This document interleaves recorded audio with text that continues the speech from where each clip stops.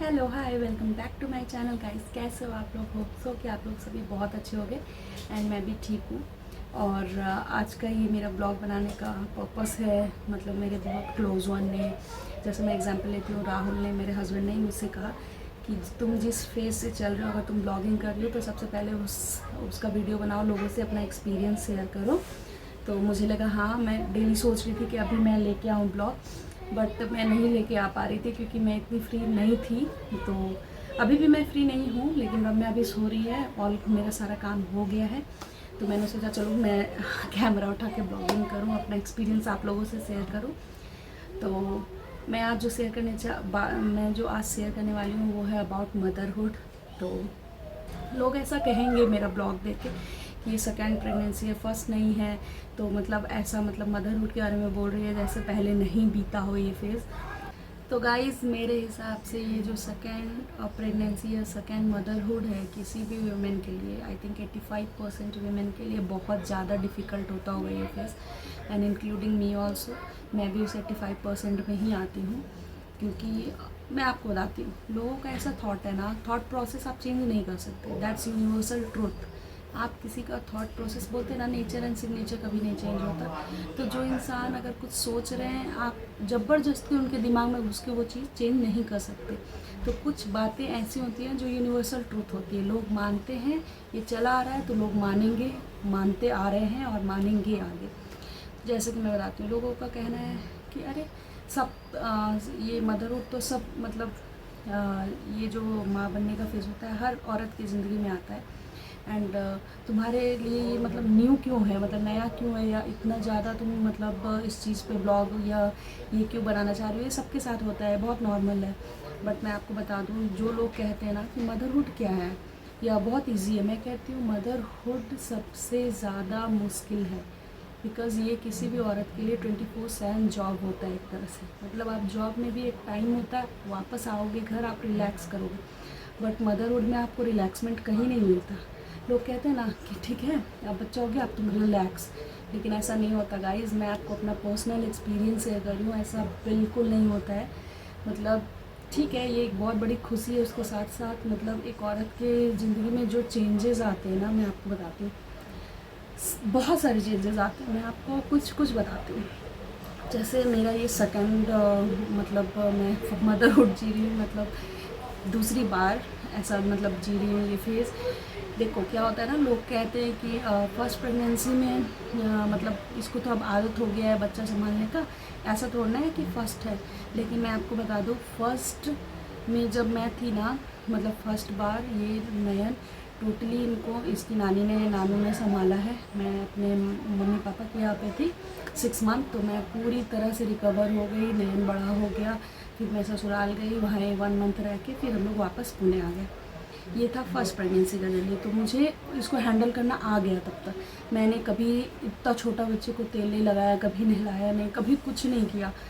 मतलब एक होता है कि अगर फीवर है, सर्दी खांसी है, या उसको वैक्सीनेशन मतलब उसका हुआ बच्चे का, तो मतलब ऐसा पैनिक नहीं था मेरे लिए कि अरे यार बच्चा बहुत करा रहा है, क्योंकि वो चीज़ देखने के लिए हमारे पेरेंट्स होते थे, हमसे भी बड़े थे, हम रिलैक्स रहते थे कि कोई बात नहीं है, वो लोग देख लेंगे, मेरे से ज़्यादा बेटर वो लोग देख लेंगे, डॉक्टर को दिखा लेंगे। बस सेकेंड में ऐसा है ना कि अभी सब आए चले गए, हो गया। अब है टोटली रम्या मेरे ऊपर, और मतलब सब कुछ फुल, मतलब स्लीपलेस नाइट्स तो होता ही है लड़कियों के लिए, किसी भी औरत के लिए स्लीपलेस नाइट।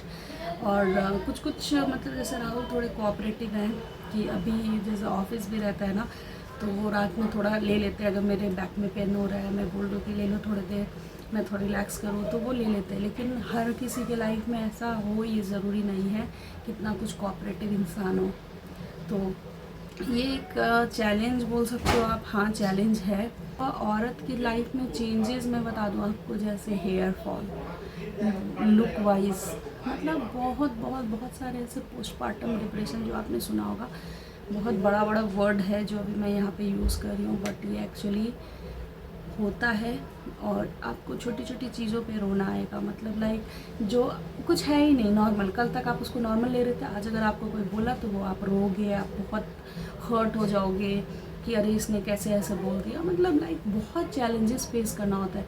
और सबसे बड़ा चैलेंजेस तो ये स्लीपलेस नाइट, क्योंकि आप दिन भी जग रहे हो और रात भी जग रहे हो। और जो लोग बोलते हैं ना कि बच्चा सोए तो तुम सो जाओ, तो मैं आपको बता दूं, अगर दिन में बच्चा सो रहा है तो आप सो कैसे सकते हो? आपके पास और भी काम है। मेरे पास बच्चा है, किसी के पास फैमिली होती है, पूरी जॉइंट फैमिली में रहते हैं, तो उनके पास तो सो कैसे सकते हैं? मुझे यही समझ में आता है, लोग बोलते हैं कि बच्चा सोए तुम सो जाओ। अब ठीक है, बच्चा शाम में सो रहा है 5 से 6 बजे के बीच, तो उस समय हमारा कुछ काम होता है। अब बच्चा रात में सो रहा है, उस टाइम ही हम लोग सो सकते हैं। ऐसा नहीं है कि हर समय सो सकते हैं कि बच्चा सोया सो जाए, क्योंकि हमें और भी तो घर का काम होता है। जो जॉब करती हैं उनके लिए जॉब का काम होता होगा, मैं इतना मेरा हाउस होल्ड वर्क ही होता है, प्लस मैं रील वगैरह बनाती हूँ, जो भी है मेरा भी बहुत काम है। सबके लाइफ में बहुत काम होता है। तो ये फैक्ट यहीं पे रॉन्ग प्रूफ होता है कि बच्चा सोए तो सो जाओ, ऐसा नहीं होता है। मेरे साथ ऐसा नहीं है और मुझे पता है रियलिटी ऐसा नहीं है। आप लोग अगर मेरे ब्लॉग देख रहे हो तो आप कमेंट करना, आप अग्री करोगे इस चीज़ को लेकर। और बहुत बार ऐसा होता है, लोग कहते हैं ना कि बच्चे को फीड कराने दूध बहुत इंपॉर्टेंट होता है।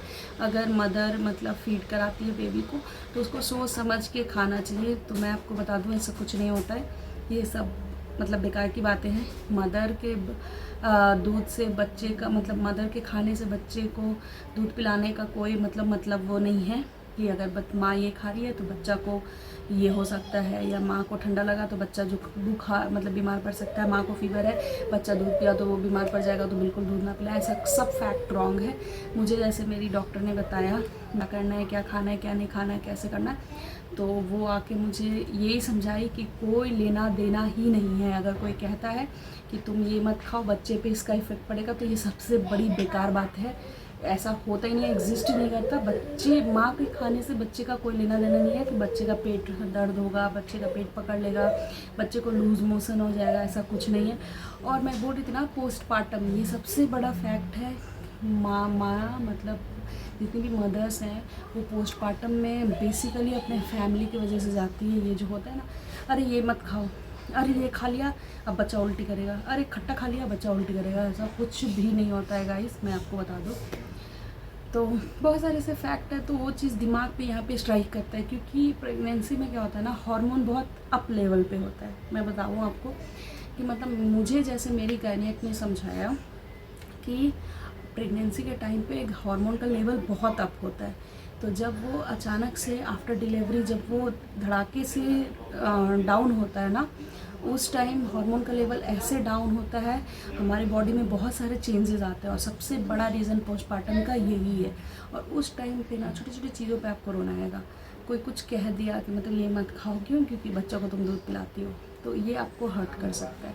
मुझे भी हर्ट करता था बहुत बार, और मुझे लगता था मैं शांति वाला जगह में रहूँ, मेंटली मुझे कोई भी ट्रबल ना हो ना आए, मुझे एकदम शांति चाहिए, मुझे कम बोलना अच्छा लगता था, सिर्फ सोना अच्छा लगता था। तो बहुत सारी ऐसी बातें होती हैं जो मेंटली आपको ट्रबल में डाल देती हैं।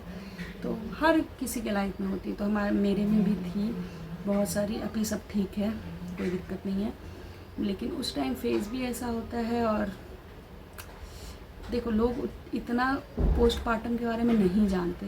मतलब हमारे जो मम्मी लोग हैं, हमारे मम्मी पापा या ओल्ड लोग हैं ना, वो पोस्टपार्टम के बारे में इतना नहीं जानते। अभी हम लोग कुछ दिनों से, जब से मैं ये प्रेगनेंसी फेज चल रहा है, अभी इस मतलब मैं यूट्यूब वगैरह देखती हूँ, तो मुझे समझ में आता है कि उस टाइम पोस्टपार्टम है क्या। तो ये चीज़ हम लोगों के समझ में आता है, लेकिन इन लोगों के मतलब मम्मी पापा लोग के समझ में नहीं आता। तो खैर उनकी भी गलती नहीं है, लेकिन मैं आपको बता दूं, जो भी अभी मेरा ये ब्लॉग देख रहे होगे, जब भी कोई किसी का भी डिलीवरी होना, उसको मेंटली इतना कभी भी मत बोलना या करना कि वो मेंटली डिस्टर्ब हो जाए बंदा, क्योंकि ये होता है। ये मेरे साथ भी छोटी छोटी चीज़ों को लेके ये हुआ है। मेंटली मैंने भी बहुत ट्रबल झेला है, मतलब छोटी छोटी बातों पर। लाइक खट्टा खा लिया, अभी बच्चा वॉमिट करेगा, ये कर लिया अभी ये करेगा, अरे तुरंत नहा के आके उसको फीड नहीं कराना चाहिए। तो बहुत सारी छोटी छोटी बातें हैं।